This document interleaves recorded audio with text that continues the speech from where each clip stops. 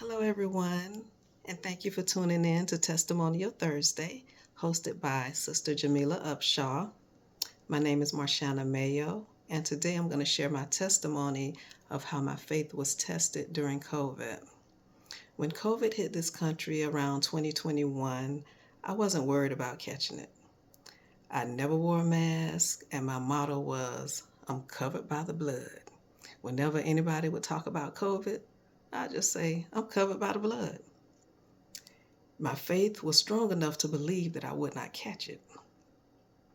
Then my husband started displaying signs of what he thought was a sinus infection because he would get them from time to time. But this time it was different. His eyes started hurting and became sensitive to light, and he started running a low-grade fever. So the next day he went to the doctor. They gave him a COVID test, but we had to wait 2 days for the results, and they also did a chest x-ray. And they called in some meds to the pharmacy. The doctor called later that day to tell us that Jarvis had pneumonia and called in more meds to the pharmacy.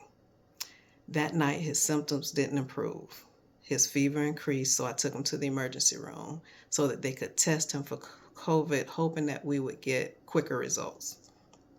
Now, during all of this, I started having a headache, but it wasn't anything that I was worried about. So we got to the emergency room, and because COVID is highly contagious, they would not let anyone go back in the back with my husband. So I told them I needed to be tested too so that I could go back with him. They did the rapid COVID test on both of us, did another chest x-ray on Jarvis. The nurse came back into the room and told us that we both tested positive for COVID and that they were keeping my husband because he had pneumonia, a high fever, and his heart rate was high.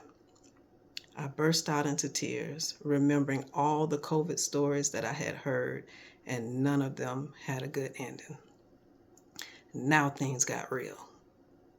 Me and my husband prayed before I left the hospital, and he told me that everything was going to be okay, and that he said, I'm in God's hands now. Our son and I had to quarantine because it was evident that he had COVID too. He lost his sense of taste and smell, and I lost my sense of smell, and sometimes when I would take the dog out, my eyes would burn. I made sure we were stocked with plenty of teas, fruits, vegetables, and soups, and I fed them to me and my son around the clock.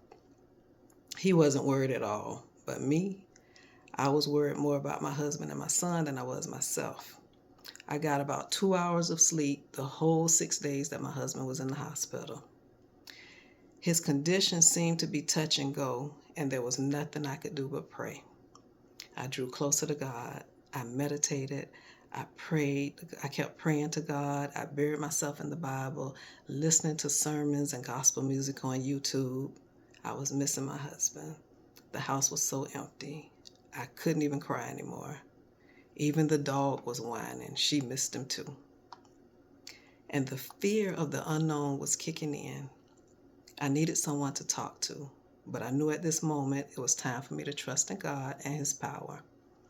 My spiritual father and minister of the church I was attending at the time, Brother Joe Lowe, and his then wife, Sister Floria Lowe, called to check on me. And I told them how I feared the unknown. Brother Lowe reminded me, he said, Marshana, God has not given you the spirit of fear. And for you to say you fear the unknown means that you have no faith in God. And I knew he was right. It was like one part of me was saying, God, I know everything is going to be okay, and my husband will be back home with us soon. Then another part was saying, our thoughts are not his thoughts. Our thoughts are not his ways. Our ways are not his ways. What if God decided to call my husband home? I kept apologizing to God for the way I was feeling, because I know that sometimes God will allow things to happen for reasons we cannot see at the time. So what God did was sent so much love our way through our families, our friends, our church family. So many people called and offered words of comfort. Some even left care packages on our doorstep, and most importantly, everyone prayed prayers of healing for us. Then on the evening of my husband's 4th day in the hospital, his fever finally broke. They kept submerging him on and off in ice baths. Then 2 days later, I was picking my Boaz up from the hospital. God showed me that in trying times, do not rely on my own understanding and to trust in Him. Remembering all the things that He has done for me in the past, how He has never ever failed me. This was truly a faith test that made me realize that faith and love is an action. I'm Marshana Mayo from the Broad Street Church of Christ in Phoenix City, Alabama, and I thank you for tuning in to Testimonial Thursday. Be blessed and be a blessing. And remember, God is able.